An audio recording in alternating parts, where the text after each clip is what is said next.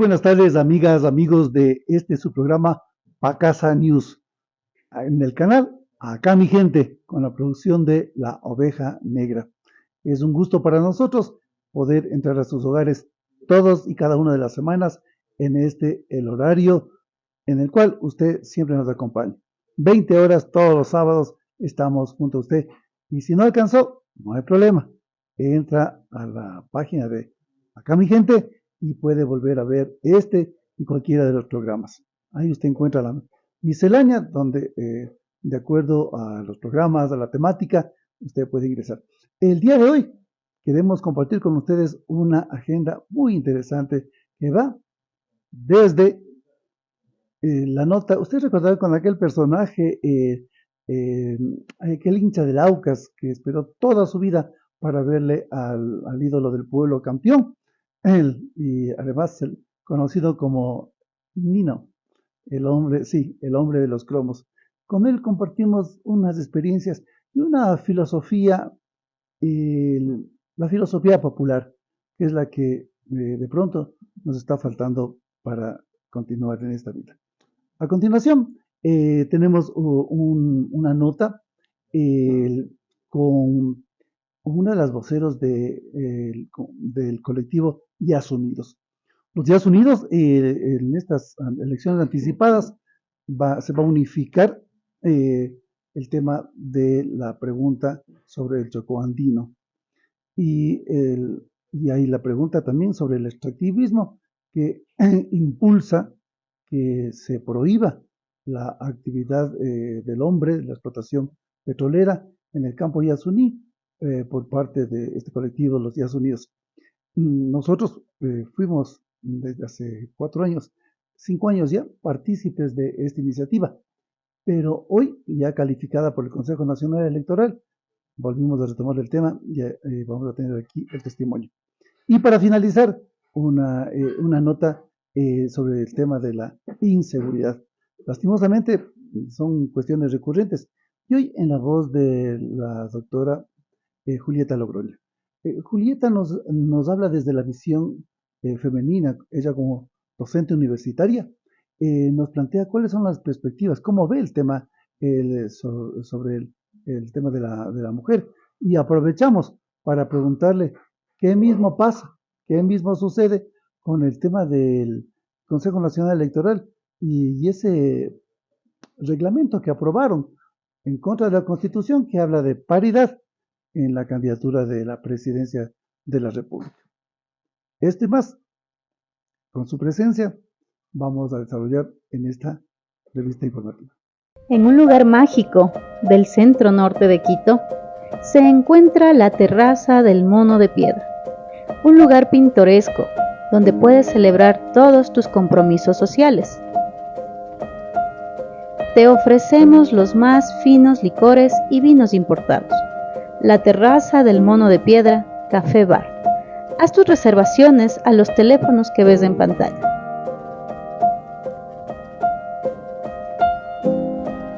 Estamos ubicados en la Luis Felipe Borja y Avenida Tarqui.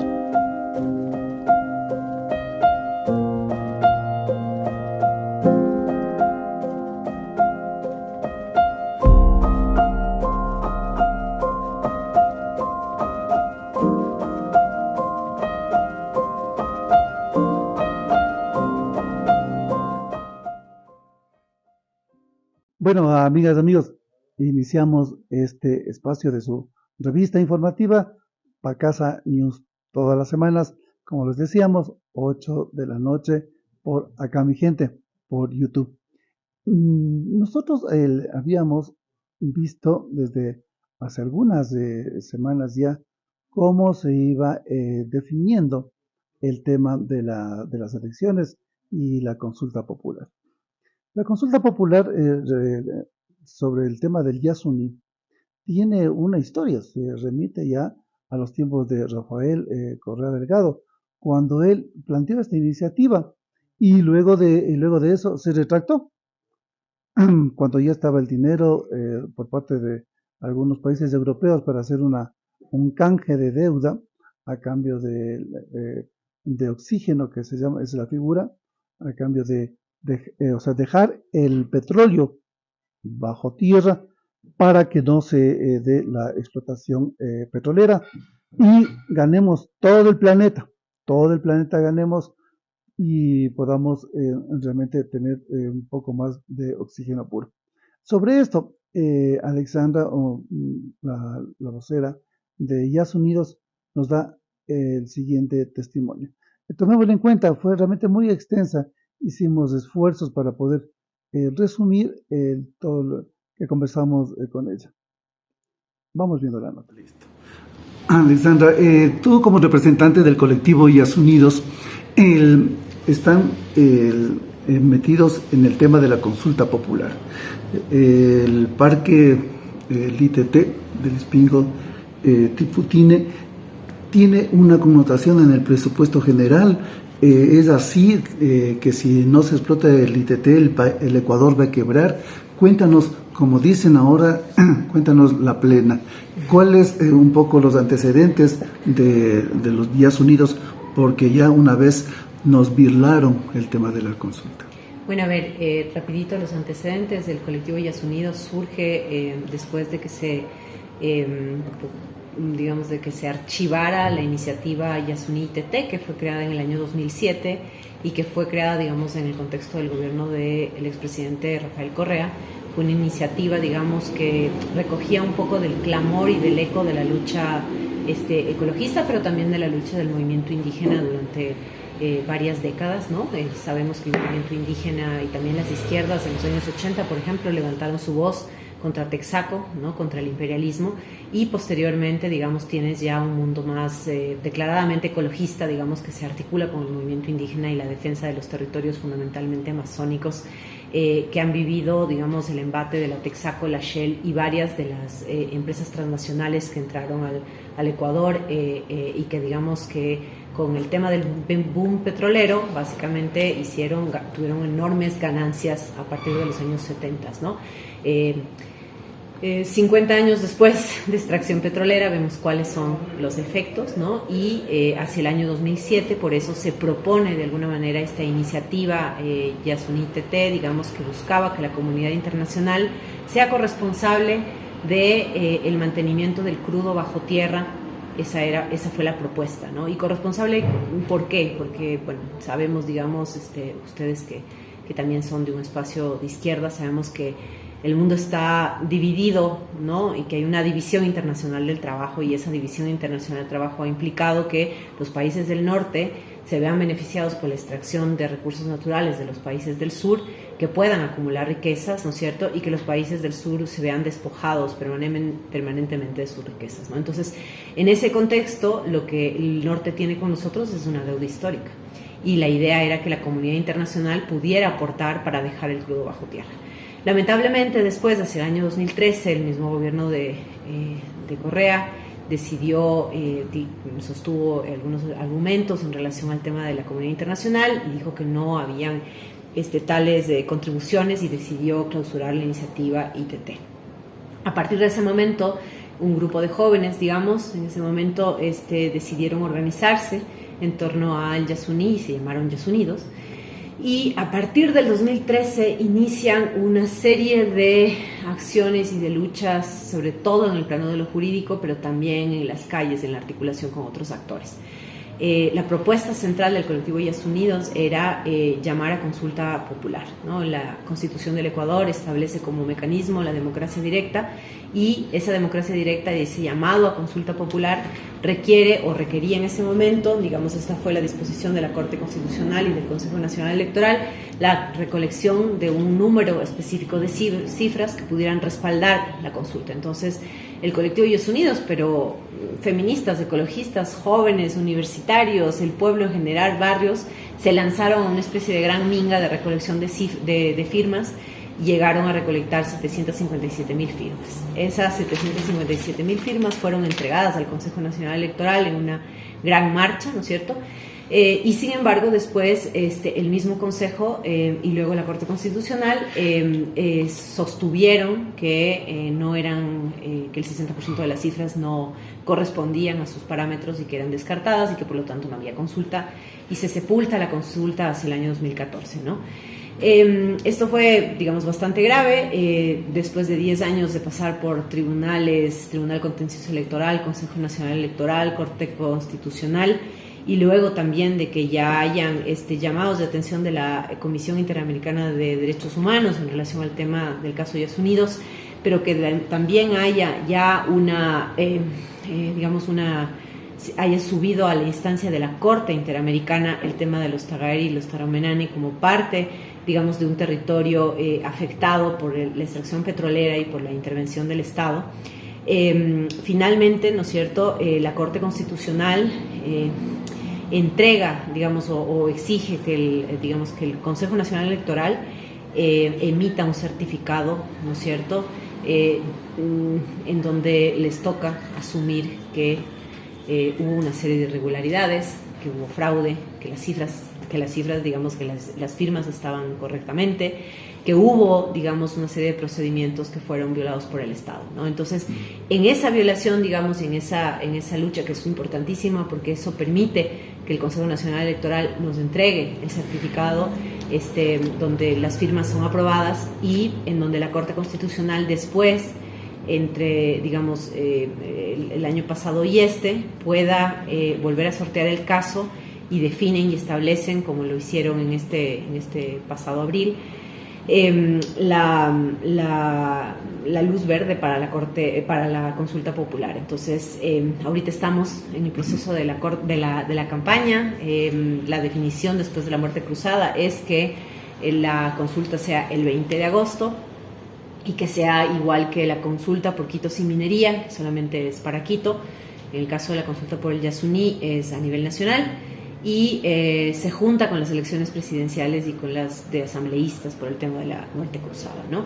Que implica una serie de desafíos, pero bueno, y digamos, para finalizar un poco el tema de los antecedentes, es central esto porque es la primera consulta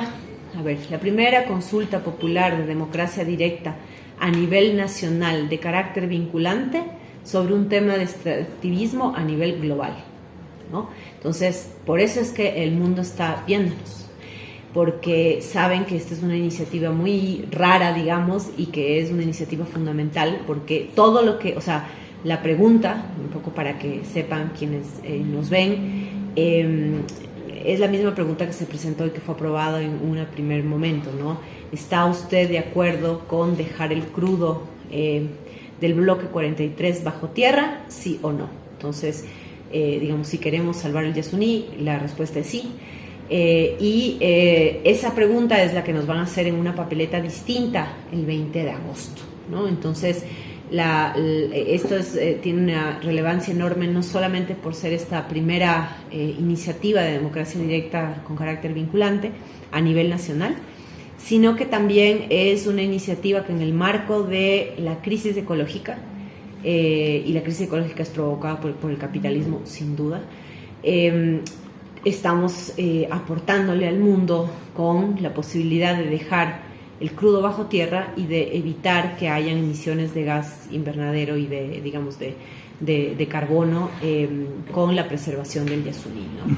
Alejandra, a ver, entonces nos has dejado muy claro la primera parte, el contexto histórico, el tema del petróleo, cuáles han sido los antecedentes, y hoy estamos ya abocados a una consulta popular, ¿verdad?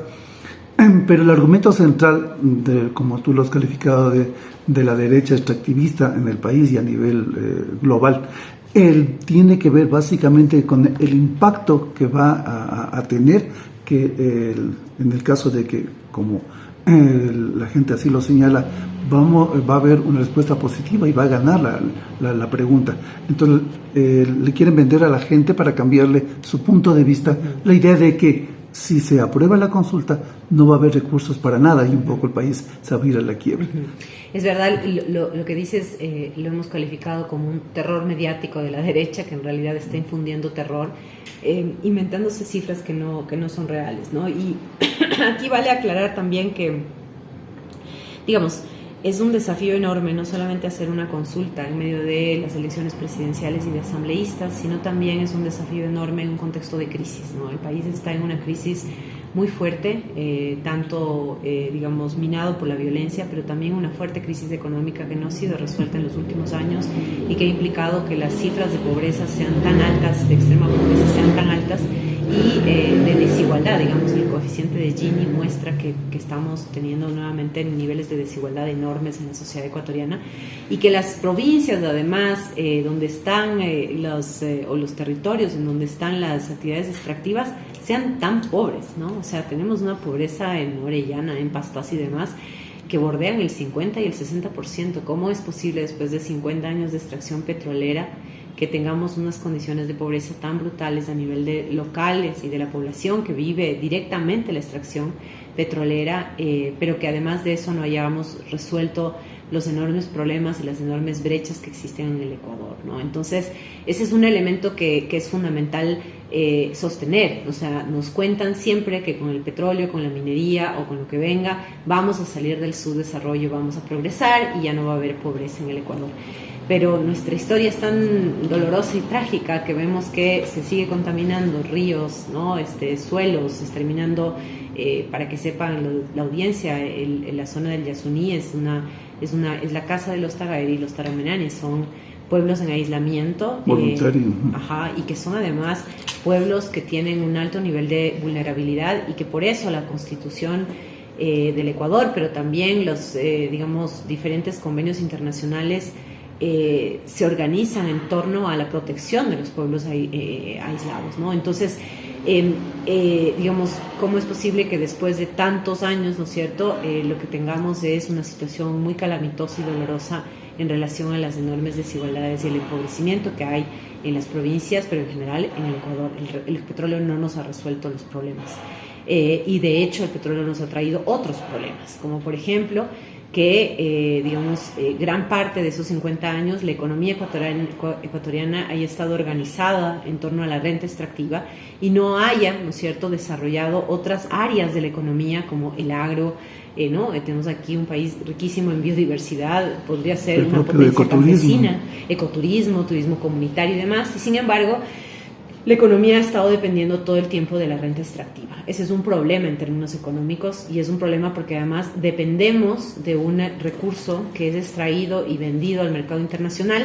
El reportaje que saca Vistazo hace unos días muestra efectivamente cómo las ganancias de esos 130 millones de barriles de petróleo de la zona del Yasuní que han sido ya explotados van directamente hacia la China, no van propiamente al Ecuador ni a resolver ninguno de nuestros problemas, ¿no? Entonces ahí hay un primer, análisis que es clave, y es qué nos ha traído el petróleo. El segundo análisis fundamental tiene que ver con la organización del presupuesto, como tú bien señalabas. Las élites empresariales y los gobiernos de turno se han encargado de contarnos una serie de cifras que fueron ya, cuestionadas durante la audiencia que tuvimos como Yasunidos frente al Estado, previo a la declaratoria y al dictamen de la Corte Constitucional, y en esa audiencia ya se veía la urgencia que tenían las instituciones del Estado por inflar cifras, ¿ya? Economistas como Carlos Larrea o como Vilma Salgado, ¿no es cierto?, como el mismo Alberto Acosta, han sostenido que hay un proceso que no es real en términos del barril de petróleo. Entonces, Petroecuador establece, las instituciones del Estado establecen que vamos a perder como 1.200 millones de dólares, ¿no es cierto?, si no extraemos el petróleo del Yasuní. Bueno, en realidad están hablando de un barril de petróleo, ¿no es cierto?, que tiene un precio que es ficticio, porque ese no es el precio real en los últimos años. El precio real en el Ecuador, y eso que ya está un poco inflado, es de $50 más o menos promedio. Pero además de eso no están contemplando los costos, o sea, los costos de la extracción, los que uno extrae. Directos cualquier persona, e indirectos. claro, cualquier vecina, cualquier compañera que sostiene la economía familiar, cualquier compañero que sostiene, digamos, y que sabe hacer sus negocios, sabe perfectamente que si es que invierten tanto, tienen que luego restarle los costos los costos de producción, que no es así nomás, no es ganancia neta, ¿no? Pareciera que el Estado nos cree tontos y tontas, ¿no es cierto? Y que nos cuenta que eso es lo que vamos a perder. Entonces ahí hay un problema porque utilizan un precio del barril que no es real. Lo segundo es que derivado de eso es la otra mentira que sostienen las instituciones estatales, las de este gobierno fundamentalmente, y es en relación a cuánto equivale eso al presupuesto nacional. Lo que nosotros sabemos es que es digamos, lo que se extrae del Yasuní solo corresponde al 0,5 del presupuesto del Estado. No es nada más, no es del 20, no es del 30, no es del 5, no es del 10, no es del 50, no, es del 0,5. Y eso es fundamental, digamos, señalar, porque además, digamos, la Constitución establece, ¿no es cierto?, y las garantías que el Ecuador no puede depender, o sea, su presupuesto no puede depender del precio del barril del petróleo, ¿no? Por eso, digamos, aprobamos una Constitución que termina siendo garantista. Y en tercer lugar, y esto es importante que conozca la audiencia, con la creación en el gobierno de Lenín Moreno de una especie de fondo de tributario de fiscalización del pago de la deuda externa, todo el excedente que no está contemplado por el Estado en el precio del barril del petróleo, es decir, si el Estado programó para digamos, $60 el precio del barril y con eso definió su presupuesto, todo el excedente, es decir, que si el petróleo se vende a 70, por decir algo, esos $10 no van al Ecuador, van al pago de la deuda externa. Entonces, lo que estamos haciendo es deteriorando y exterminando la Amazonía para pagarle en realidad a los tenedores de la deuda externa, al Fondo Monetario Internacional. Entonces, como vemos, termina siendo un círculo perfecto para los capitalistas del mundo, ¿no? Y eso es sumamente grave porque, y aquí viene la otra cosa, ¿no? Cuando nos dicen, uy, no, y ahora no vamos a poder financiar el presupuesto, nosotros decimos, bueno, en exoneraciones tributarias se les ha ido $6,000 millones en el año 2021. Y esos $6,000 millones han sido el incentivo tributario que le entrega el Estado ecuatoriano a los grupos económicos más grandes, que nosotros sabemos que no son incentivos, son subsidios. Es subsidiarle al empresariado más rico de este país a costa de los recursos de todos los ecuatorianos y ecuatorianas, esos $6,000 millones que no se le entregan a la educación, que no se le entregan al campesinado, que por eso hubo paro en el 2022, ¿no es cierto?, porque no había plata. Esa plata que no se está entregando al pueblo ni a los sectores productivos pequeños y a quienes realmente sostienen con su trabajo este país, se le está entregando a los grupos económicos más grandes, ¿no? Y ahí, y solo para darte la palabra, es fundamental también saber que la audiencia sepa que si tanto les preocupa el presupuesto, tranquilamente pueden cobrarles la evasión de impuestos a los 500 grupos, a las 500 primeras personas del Servicio de Rentas Internas que no le pagan al país la deuda, y que básicamente es una deuda en renta, o sea, es el impuesto a la renta que los grandes grupos económicos no le pagan al Ecuador. Están tan preocupados, cóbrenles a esas primeras 500 personas del SRI y vamos a tener un presupuesto financiado y vamos a poder cubrir el déficit en el cálculo que nosotros hacemos de al menos 12 años. Bueno, esta fue la nota sobre los Días Unidos. Recuerden, personalmente yo iré a votar en la pregunta de la consulta popular si estoy de acuerdo en que se deje el petróleo en el oriente ecuatoriano. Sí, específicamente en el ITT, en el bosque, perdón, en la reserva de la biosfera del Yasuní. Debemos conservar el planeta. ¿Qué más les podemos dejar a nuestros hijos si no es un mundo un poco vivible, con oxígeno, con más de 350 especies endémicas en flora hasta ahora descubiertas en Yasuní, y otras que están por descubrir? El laboratorio de la selva ecuatoriana es realmente una fuente inagotable de insumos bioquímicos para la cura de los diferentes tipos de enfermedades y nuevos descubrimientos de la humanidad. Y eso va a ser afectado si se continúa con la extracción petrolera, porque no solamente el petróleo, al abrir la trocha también entran los madereros y realmente se acaba esa parte de este bosque bioreserva como es el Yasuní. Mire, viajan alrededor de 700,000 kilómetros viajan los europeos de otras nacionalidades y vienen acá al Yasuní para poder observar qué es este Ecuador en estado puro, esa naturaleza, esos pueblos no contactados, los Tagayari, los Taumenani, en fin, tenemos tanta riqueza aquí en nuestro país. Y a propósito del petróleo, como usted vio en la nota, nos han querido meter gato por liebre. No está el impacto que significa dejar económico, que significa dejar el petróleo allí en el Yasuní. La siguiente nota, vamos a hablar con Julieta Logroño, decíamos una docente universitaria con la cual vamos a tener una nota muy profunda sobre lo que significa precisamente este reglamento que aprobó el Consejo Nacional Electoral, en la cual de un solo soplo se comen la ley y dijeron que era independiente de que el hombre o la mujer, que haya paridad para la dupla electoral.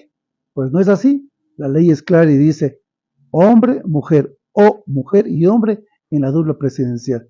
Han violado la ley, señores del Consejo Nacional Electoral, y también con ella reflexionamos el tema de la inseguridad, de lo que está pasando en la sociedad y concretamente en la Universidad Central del Ecuador.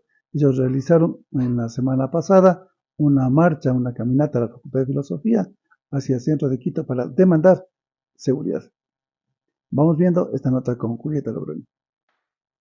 Amigas, amigos, estamos aquí con una de las profesionales de las docentes de la Universidad Central del Ecuador que está posicionando sobre temas concretos de la realidad y con problemas realmente muy central cerrado en los últimos días.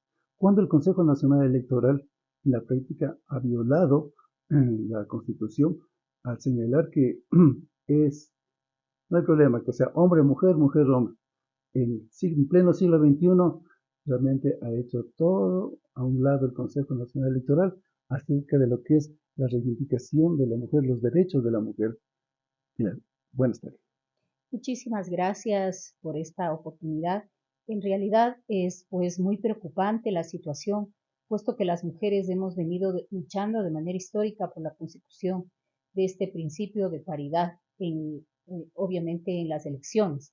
Desde la Constitución del 2008 prácticamente lo que hemos considerado las mujeres es que en cada elección exista paridad, alternancia y secuencialidad, que son los tres principios que conquistamos. Se suponía que cada elección tenía que incrementarse el porcentaje hasta llegar a la equidad. Anteriormente, pues, ya correspondía en el 2020, incluso correspondía ya que en el 2021 se aplique justamente el 50-50. Ya tenía que darse, es decir, que tanto en las elecciones para inscribir candidatos para las elecciones plurinacionales, como también para las elecciones, obviamente, de diputados y de distritos, concejales, etcétera, e incluso en las primarias de los partidos políticos se tenía que considerar este principio de paridad. Y obviamente en el binomio presidencial correspondía a estas elecciones que pueda ya participar. Incluso en el binomio tenía que haber este principio de paridad, es decir, una mujer, un hombre o un hombre y una mujer. Por lo tanto, efectivamente, pues lo que se hace es violar la Constitución de la República, también las disposiciones del Código Electoral, del Código de la Democracia. Lo que se dice es de manera antojadiza que esta es una elección complementaria. Yo he escuchado esto por parte, ese fue el argumento, sí, de Diana Tamaí, en el sentido de que esta no es una elección principal, que es una elección complementaria. A propósito, esa figura no hay en la Constitución. No existe, me parece que es un subterfugio, porque lo que debería contemplarse, si es que no está establecido, si es que hay alguna duda, es precisamente los derechos establecidos en la Constitución de la República que tienen que prevalecer y también aquellos principios que están en la Convención, justamente en la CEDAW, ¿no? Que es la Convención para erradicar toda forma de discriminación contra las mujeres.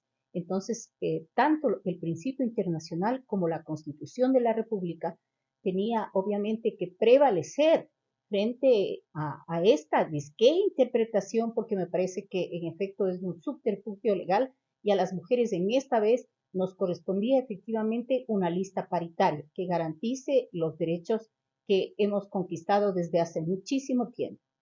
Precisamente el tema del derecho es lo central, porque no es solamente un tema de reglamento de la Constitución, sino lo que tú acabas de señalar, cómo la lucha histórica de las mujeres por recuperar su espacio histórico en todas las sociedades hoy ha sido realmente tirado al tacho de la basura. Y ojo que la mayoría de partidos políticos no hicieron mutis por el foro, a excepción de la candidatura de lo que vimos de Yacu Pérez, que dijo que realmente, independientemente de que el Consejo Electoral diga que algo es constitucional o no, ellos van a plantear el tema de la paridad. Pero recordemos un poco cómo llegamos hoy a este momento, cómo la mujer ha ido incursionando desde aquella prócer que dio por primera vez el voto femenino en el Ecuador. Bueno, en realidad, como decía, las mujeres cada segundo de igualdad nos ha costado, ¿no? Y bueno, en el caso del Ecuador, que fue uno de los primeros en consagrar el derecho al voto, se lo hizo precisamente con una práctica insurgente de Matilde Hidalgo de Prócer. Ella es la primera votante, pero a partir de ella, pues obviamente ha estado garantizado la participación política de las mujeres, pero por esta situación, obviamente el androcentrismo en la política, es decir, que fundamentalmente prevalecían los derechos del hombre, y de esta visión que las mujeres no podemos intervenir en lo público, la separación de los ámbitos público-privado determinó efectivamente que no podamos estar en estos espacios de participación política. Sin embargo, las cosas han cambiado muchísimo en el mundo, han cambiado obviamente en la región y las mujeres hemos conquistado, como digo, poco a poco leyes que son importantes. En el caso nuestro, la Constitución de la República, donde esto ya está consagrado. Se determinaba que en función de determinados periodos, cada elección que avance, se iba a ir incrementando el porcentaje hasta llegar a la equidad. Entonces, en el 2020 ya teníamos ese derecho, el 50%. Por eso no es posible que realmente podamos retroceder los derechos. Los derechos son intangibles, son indivisibles. Los derechos, pues, no pueden mirar simplemente un eje como este, que se trata de una muerte cruzada, pero es una elección presidencial y es una elección de diputados. Por lo tanto, se trataba de la elección subsiguiente que dice la ley. Es decir, nosotros en esta elección, obviamente del 2023, se debía ya haber consagrado el 50% de participación política, ¿no? Entonces, realmente me parece que no se compadece con los avances logrados a nivel mundial, con lo que pasa también en nuestro país, lo que hace el Consejo Electoral, que desgraciadamente está presidido por una mujer. No entendemos cómo ella misma no garantiza los derechos de otras mujeres. Sí, porque a propósito parece que doña Diana Tamay se olvidó que ya la Revolución Liberal ya reivindicó los derechos de la mujer. Hoy estamos en este momento y es precisamente cómo la mujer va insurgiendo en el mundo de la política, de lo económico, al igual que tú, una docente universitaria. Y por eso nos llama poderosamente la atención ese hecho de la violencia, por ejemplo, cómo se ejerce contra la mujer. En el caso tuyo de la Universidad Central del Ecuador y en general de la mujer, los índices de violencia cada vez más duros, más fuertes contra la mujer. Sí, efectivamente, como bien tú lo estás centrando, en realidad las mujeres tenemos que luchar de manera, digamos, ardorosa, lo hemos hecho siempre, lo vamos a seguir haciendo, porque efectivamente los derechos no son una dádiva, se los ha conseguido en base de la lucha, en base de una participación creciente, pero desgraciadamente digamos, la discriminación, la marginación de las mujeres, inclusive la exclusión, se manifiesta, por ejemplo, en estos ámbitos, ¿no? En la política y claro también en lo referente a los otros ámbitos, como por ejemplo en el de la violencia. Entonces nosotros sabemos que la violencia es prácticamente el desencadenante, la demostración de esta sociedad que fundamentalmente es una sociedad que aún mantiene un imaginario androcéntrico, un imaginario desgraciadamente machista, porque así es, desgraciadamente. Hay muchos hombres, obviamente, que han avanzado, pero no toda la sociedad y no todas las instituciones. Entonces, la violencia expresada en diversas formas, la violencia física, sexual, psicológica, y que se expresa en lo más fuerte, que son los feminicidios, deja ver justamente la prevalencia de la violencia, ¿no? El hecho de que es muy fuerte y que hay que seguir trabajando por deconstruir precisamente el imaginario, por deconstruir los estereotipos, porque podemos avanzar en normas, pero todavía no logramos avanzar en el imaginario, en que exista una práctica social a favor de una real igualdad, a favor de las mujeres. Bueno, ustedes tienen ya nuevos elementos de juicio para poder contrastar con lo que los grandes medios de comunicación nos tratan de imponer como su verdad. Nuestra posición igualmente es muy clara. Nosotros estamos de acuerdo con que la mujer y el hombre están en la misma situación y debe respetarse la ley acerca de la paridad de género en la dupla presidencial. A continuación tenemos una nota para un poco relajarnos, una nota costumbrista con Nino, el hombre de los cromos, allí en la 10 de agosto y Río Frío, a la esquina del cromo. Y decíamos al inicio, vamos viendo también lo que es la sabiduría y la filosofía popular. Muy buenos días, nuevamente don José Antonio, don Nino. El Aucas fue campeón, cuéntenos cómo va el negocio, qué pasa con el Aucas, qué pasa con esa esquina tradicional de Quito. Buenos días. Buenos días a usted, gracias por la oportunidad. La primera inquietud del Aucas, quedar campeón a los 77 años, no tuvo la acogida que se esperaba. Se puede decir que solamente quizás por el que estábamos en ese entonces con el Mundial. Íbamos a hacer el álbum incluso del Aucas, pero por esa que no se creó expectativa me he tenido que detener. Hemos hecho otros álbumcitos para los niños porque esa es mi ilusión, de que el mundo de los cromos no muera. Don Nino, y cuéntenos, hoy estamos ya con problemas de inseguridad, tantas cosas que hoy en la ciudad de Quito. Y sobre los álbumes, cuéntenos qué hay de novedades.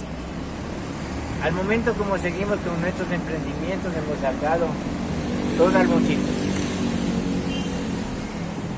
A ver, el Pokémon y el Planetas vs. Plantas y Zombies. Son 2 series que están en televisión. Hay otras series más importantes como Transformers, Mario Bros. Pero debido a que en la sierra ya se culmina el periodo de clases, me lo he detenido. Quizás para apenas se abren clases ya lo tenga a la venta. Ya, a ver, cuéntenos entonces algo de lo que en este momento usted tiene ya para la venta. ¿Qué es lo calientito de los niños? ¿Qué es lo que están demandando? Lo que los niños al momento demandan son estos álbumcitos. Ya. Yo les hago esto que ellos piden. Y con el valor simbólico de 10 centavos cada cromí, cada álbum. Las figuritas son 3 por 10 centavos de venta, están en todas las escuelitas.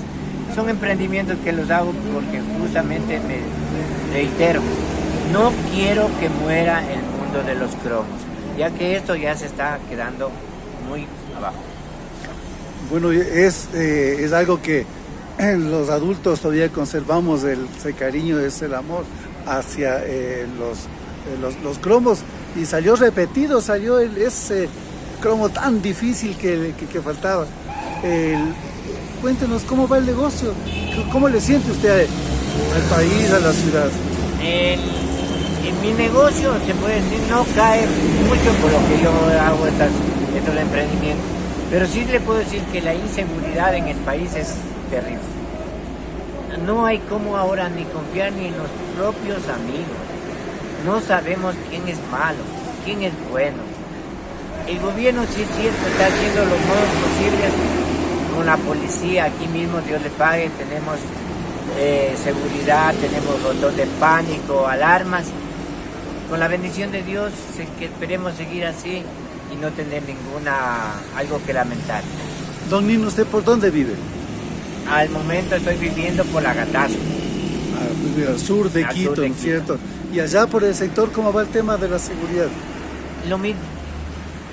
Yo pienso que en el Ecuador, o quizás exagerando en el mundo, ya no hay lugar seguro. Ya no hay lugar seguro. Se ha vuelto algo caótico y no encuentro yo un motivo. Pero se dice que el hombre es el propio enemigo del hombre.